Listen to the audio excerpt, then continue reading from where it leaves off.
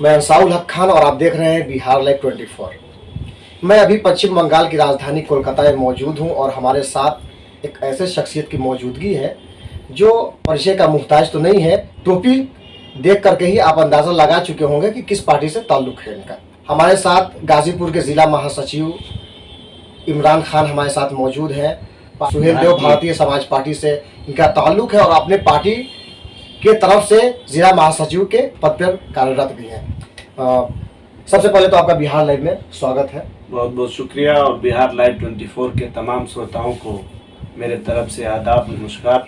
आपकी पार्टी जो है सपा के साथ चुनाव लड़ी विधानसभा में, सरकार नहीं बन पाई, लेकिन जो भी कारण रहा होगा आज जो है एनडीए का वो हिस्सा बन गई। क्या कारण रहा होगा कि जब एनडीए का वो हिस्सा बन रही है?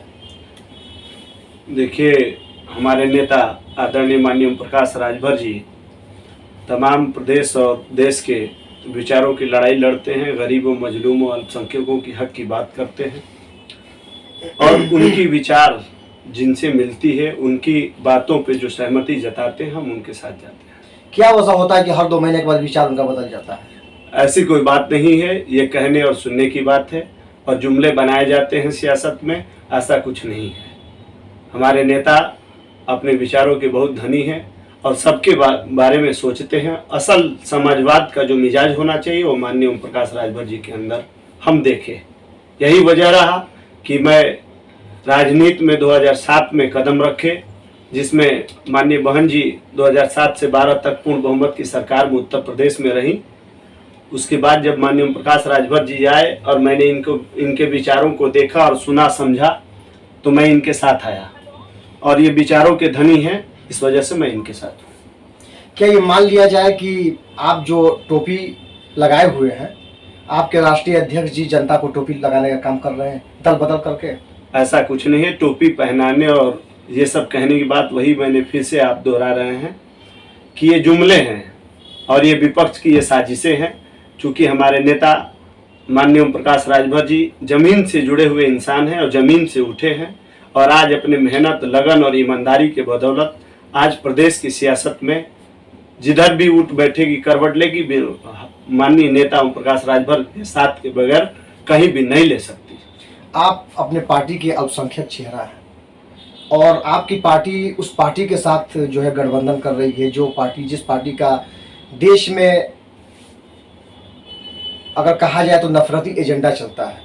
यानी कि देश में कभी हिंदू मुस्लिम के नारे लगते हैं तो कभी यूसीसी एनआरसी जैसे मुद्दे लाए जाते हैं भटकाने के लिए, और उस पार्टी से आपकी पार्टी जो है गठबंधन कर रही है। कहीं ना कहीं आप अल्पसंख्यक चेहरा होने के नाते आपको ऐसा नुकसान तो नहीं होगा? देखिए, बीजेपी का एजेंडा क्या है इसे पूरा देश जानता है। मैं उस पर बहुत कुछ बात करना मुनासिब नहीं समझता, वरना आप बिहार से ताल्लुक़ रखते हैं पत्रकार महोदय, आप पता कर लीजिएगा कि हमारे नेता उत्तर प्रदेश में विचारों की लड़ाई लड़ते हैं। कुछ ऐसी नीतियां हैं, कुछ ऐसे सिस्टम हैं, उस पर एनडीए से बात विचार हुई और एनडीए उस बात पे अगर सहमत हुई तो गठबंधन होगा।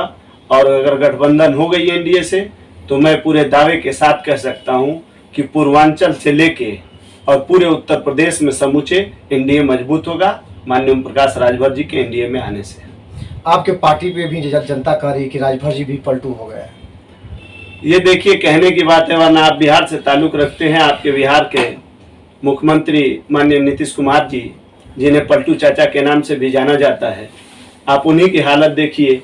कभी बीजेपी की एनडीए पे सवाल उठाते थे और मौका आया तो तेजस्वी यादव को छोड़ करके बीजेपी के साथ सरकार में आए। फिर कुछ उनकी बात नहीं बन पाई, कुछ सिस्टम डिस्टर्ब हुआ तो इनको भी तेजस्वी के डीएनए चेक कराने की बात करते थे। आज माननीय तेजस्वी जी को मुख्यमंत्री बनाकर समझौता किए और आज सरकार चला रहे हैं। तो इस बात को बिहार के लोग बखूबी समझते हैं। तो क्या आपके राष्ट्रीय अध्यक्ष जी और नीतीश कुमार के ही नक्शे कदम पर चल पड़े हैं?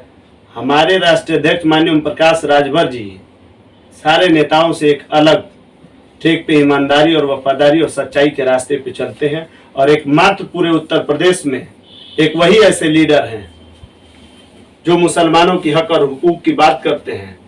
जब जब भी मुसलमानों को जरूरत पड़ी है उन्होंने आवाज बुलंद किया है पूरे उत्तर प्रदेश में और देश में। जैसे उन्होंने कहा अगर भविष्य में कभी भी पूर्वांचल बटा और माननीय ओम प्रकाश राजभर जी सीएम बने तो डिप्टी सीएम का चेहरा कोई मुसलमान और अल्पसंख्यक होगा। इस बात से मैं संपूर्ण रूप से पिछले दिनों उत्तर प्रदेश विधानसभा का जब सत्र चल रहा था तो अखिलेश जी जो है ये विधानसभा में बोले थे कि राजभर जी तो चुनाव हमारे साथ जरूर लड़े थे और बैठे भी हैं, लेकिन पता ही नहीं चलता कि किसके साथ और किसके तरफ बोल रहे हैं। माननीय अखिलेश जी पूर्व मुख्यमंत्री रहे उत्तर प्रदेश के, मगर उनके अंदर घमंड बहुत ज्यादा है। वो अपने आगे किसी को समझते नहीं है। उत्तर प्रदेश में हमारे नेता माननीय ओम प्रकाश राजभर जी की देन है, जो पूर्वांचल की सीटों पे देख लीजिए एक तरफा जीत हुई थी। पश्चिम में वो खुद लड़े थे, स्थिति उठा के देख लीजिए 2022 में विधानसभा का रिजल्ट क्या आया था, और पूर्वांचल की उठा के देख लीजिएगा। आने वाले वक्तों में जिस तरह से ओवैसी जी की एंट्री हो रही है उत्तर प्रदेश में, क्या लगता है ओवैसी जी का भविष्य आने वाले वक्तों में? देखिए, माननीय ओवैसी जी को मैं अदब से सलाम पेश करता हूँ, और बाकी विचारों की लड़ाई है, हो सकता है भविष्य में कुछ होगा तो देखा जाए। आपकी पार्टी के राष्ट्रीय अध्यक्ष जो है वो एनडीए से गठबंधन कर रहे हैं, आप अभी कोलकाता में मौजूद है, आपको तो लखनऊ में होना चाहिए। देखिए, कोलकाता में मैं आया, हमारे समाज के 84 गांव के एक सेंट्रल कमेटी बनाई गई। उस कमेटी में 250 लोग हैं लगभग, उसमें मैं भी एक मेंबर की हैसियत से हूँ। और हम लोग, हमारी समाज और हमारे लोग एक मुहिम चलाते हैं इस्लाह मुआशरा के नाम पे, जिसके सदर के उसमें एक डेलीगेट कलकत्ता में आई है। हमारी बिरादरी के लोग बिहार से, उत्तर प्रदेश से और कुछ लोग बंगाल में रह गए। सबों की एक मीटिंग बुलाई गई थी, जो कि दहेज के खिलाफ एक आंदोलन चलाया गया है कि बिन बारात बिन दहेज शादी हो। दूसरा, किसी भी गरीब और कमजोर का बच्चा अगर होनहार हो, इल्म हासिल करना चाहता हो, तो पैसे के वजह से ऐसा न हो कि वो इल्म हासिल न कर सके।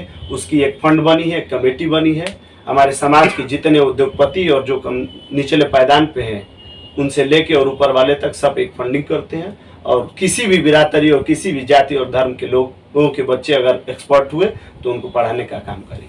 चलिए, बिहार लाइव को समय देने के लिए बहुत बहुत शुक्रिया। शुक्रिया आप।